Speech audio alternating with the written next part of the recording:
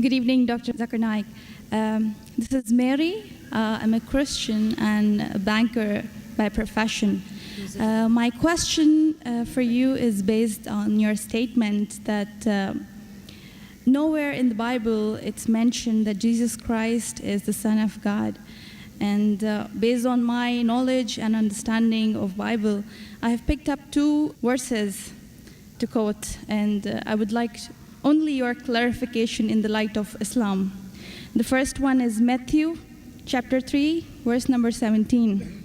And lo, a voice from heaven saying, "This is my beloved Son, in whom I am well pleased." The second is John chapter 3, verse number 16. For God so loved the world that he gave his only begotten Son. So whosoever shall believe in him shall not die but have everlasting life. That's right.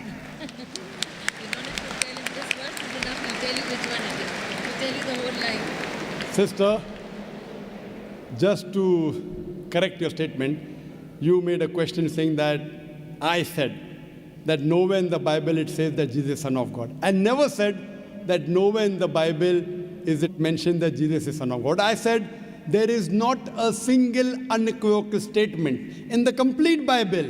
There is not a single unambiguous statement in the complete Bible where Jesus Christ, peace be upon him, himself says that I am God, or where he says worship me. I never said the Bible does not say Jesus is Son of God. What I said, there is not a single unambiguous statement, not a single unequivocal statement in the complete Bible where Jesus Christ, peace be upon him, himself says that I am God, or where he says worship me. If you point out any such two statements, I'm ready to accept Christianity. If your question assumes that Son of God means Jesus is God, very well I'll reply to your question. Many Christians think that just by the statement Son of God means Jesus is God. Sister, do you know in the Bible, Adam is Son of God, Ephraim is Son of God, Israel is Son of God. God has got sons by the tons in the Bible. That means you haven't read your Bible, sister. So do you mean to say all of them are gods? Is Adam God? Is Ephraim God? Is Israel God? No. Son of God, sister, is a statement used if you read Romans chapter number 8, verse number 14. All those that are led by the Spirit of God, they are sons of God. Means if you follow the commandment of God, if I follow the commandment of God, I am a son of God. In this way, undoubtedly, Jesus Christ, peace be upon him, verily is the most beloved Son of God. Meaning, he is following the commandment of God. I have got no problem at all.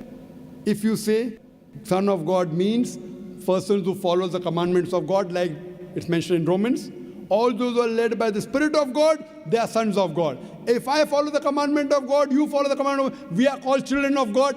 Very innocent statement, no problem. So as far as your Matthew is concerned, 3:17 I have clarified. Now coming to your second quotation of Gospel of John chapter 3 verse number 16.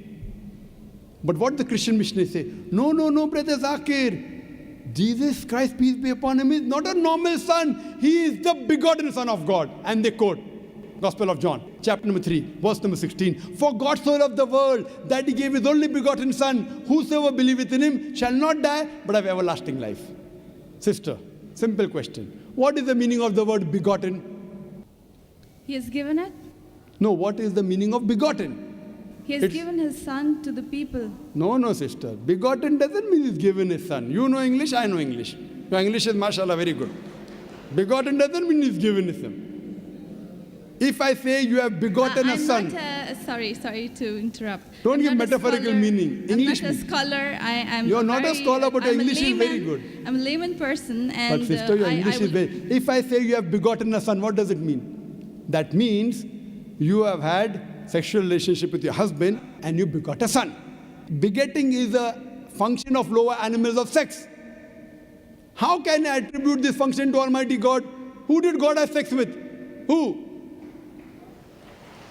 That's the reason the scholars of Christianity, if you read the Revised Standard Edition, Revised Standard Version of the Bible, revised by 32 scholars, Christian scholars of the highest eminence, backed by 50 different corporate denominations, they say this word begotten in Gospel of John, chapter number 3, verse number 16, is an interpolation, is a fabrication, is a concoction, and they're thrown out of the Bible.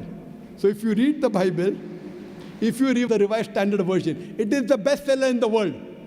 Revised Standard Version, revised by not Muslims, not Hindus, 32 Christian scholars of the highest eminence, backed by 50 different corporate denominations. They say this word begotten is not present in the original manuscript of Gospel of John chapter 3 verse 16. What they say, it's an interpolation, it's a fabrication, it's a concoction, it's an adulteration.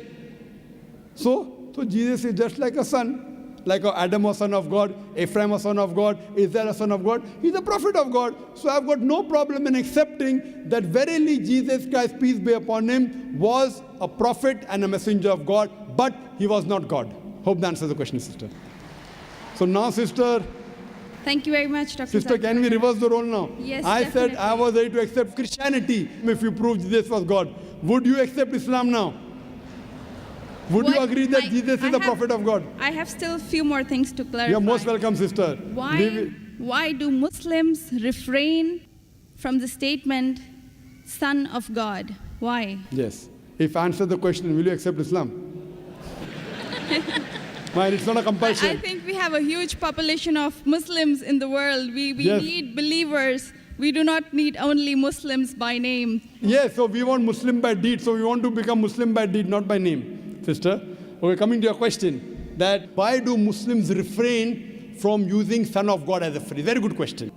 And that's the reason, sister, if you read the Quran has got 99 attributes to Allah subhanahu wa ta'ala. Ar-Rahman, Ar-Rahim, Al-Hakim, most gracious, most merciful, most wise. But Allah subhanahu wa ta'ala in his last and final revelation, if there's something like Old Testament and New Testament, Quran is the last testament. In his last testament, he has not used the word Ab. In Arabic, Ab means father. Why? He has used the more difficult word Rab. Rab is more difficult to pronounce than Ab, which means the Lord, the cherisher, the sustainer. He has used Rab as attribute but not Ab. Why? Because in the previous revelation which were changed, Bible is the changed form of the Injil. People have misunderstood the meaning of Son of God. They started thinking to be begotten son. For example, if I tell, young son, beta tumne acha sawal pucha. Son, you have asked a very good question. If a son asked a question of the age of 10, son, you have asked a very good question. But if I say, you begotten son, you have asked a very good question, he may punch me. He will not say, oh, Zakir is elderly, he may punch me. That means I'm abusing his mother. If I say, my begotten son, he'll get angry. I'm insinuating that I had sex with his mother. So son is innocent word. Begotten son is not innocent.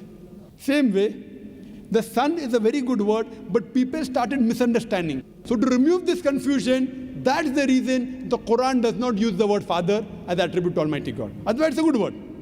So same way, we refrain from using Son of God because people start thinking that he's God.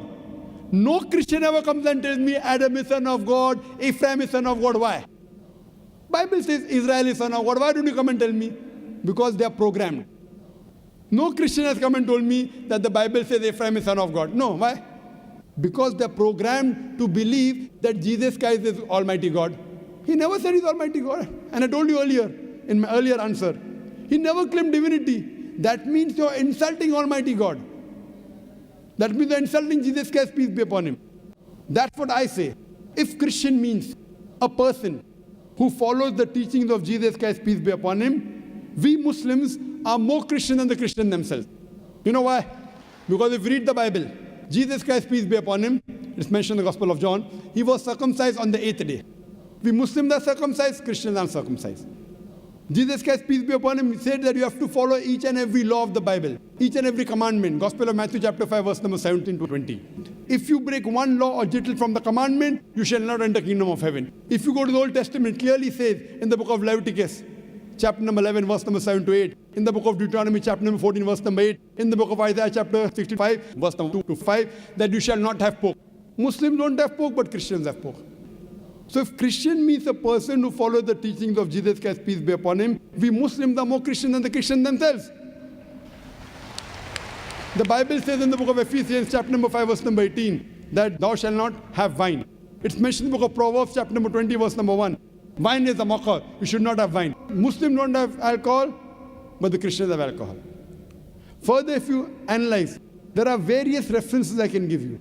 So if Christian means one who follows the teachings of Jesus Christ, peace be upon him, I say that I'm more Christian than the Christian themselves. If you become a Muslim, you are a more better practicing Christian than the so-called namesake Christians. Yes, sister. Can I ask something? Sure, yeah. Right. You're most welcome, sister. I would not like to cross-question or criticize your statement. Sister, you're most welcome to cross-question me. You're most welcome to criticize me. I love it. Unless a person doesn't cross-examine. See, suppose I want to prove something. If I say this is the best, I want to check it out whether it's best or not. That's right. Because a logical person, so please, sister, cross-examine me, criticize me, attack me. Once you're convinced, then you accept it. Yes, sister, go ahead. I will definitely not intend to do something like this. The object of questioning more is to know more so that I know what I follow is right. That's all. Thank you very much. Sister can ask any question, no problem. You're most welcome. Whether your intention is very good, but I went to the extent of saying even your intention is bad, no problem. But your intention is very good, sister. So you can ask any questions and you don't have to accept Islam. No one can force you. Quran says, La ikraha fid deen. There is no compulsion in religion. Truth stands out clear from error. So don't think that if I answer a question, you have to accept. On the day of judgment, only give the evidence that I gave you the answer. Yes, sister. Any questions? Thank you very much. Yes, sister. You said that we Muslims are better Christians than the actual Christians. So the complete statement I made, if Christian means a person who follows the teachings of Jesus Christ, peace be upon him, we Muslims are more Christian than the Christian themselves. Yes, sister, your question. But this is not a layman statement. Do not have a specialized knowledge of Islam and as well as Christianity. Fine, you can ask the doctors of divinity whether I'm saying is right or wrong. Yes, sister. Thank you very much, Dr. Naik. So what is the question then? That was my question, that why did you mention that we Muslims are better Christians than the actual Christians? When I said that, why did I say that? I think this is beyond my thinking, that why would a Muslim call himself a Christian? No, correct. Why? Because we love Jesus Christ, peace be upon him. We love him more than you. We love him, we respect him, we revere him, but we don't worship him. The reason I said this because I love Jesus Christ, peace be upon him. I respect him, I revere him, but I don't worship him. Because he never told me to worship him. If he would have told me to worship him, I would have worshipped him. So that's the reason I say, if Christian means a person who follows the teachings of Jesus Christ, peace be upon him, I'm more Christian than the Christian themselves. Because I love Jesus Christ, peace be upon him. I respect him, I revere him, but I don't worship him. So hope that answers the question, sister. Thank you very much.